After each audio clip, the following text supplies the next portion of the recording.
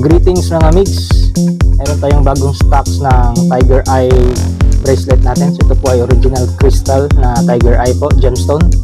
And then ito po ay sacred geometry o sakyan, fibro sakyan, which means ito po ay for protection at for prosperity. So lahat ng bracelet natin ay dumadaan yan sa cleansing mga migs.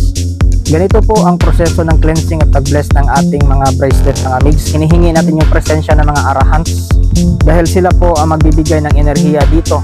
Hindi po ako dahil tao lang po ako. Hindi tayo tulad ng iba na mga mamayayabang na makapangyarihan daw sila.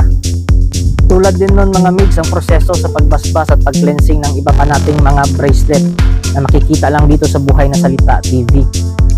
At siya nga pala mga migs, available din ang ating intuition bracelet. So ito po ay nagpapa-enhance ng rotation ng ating third eye chakra po mga migs. At mayroon din siyang necklace na naka-tube sa gitna for protection.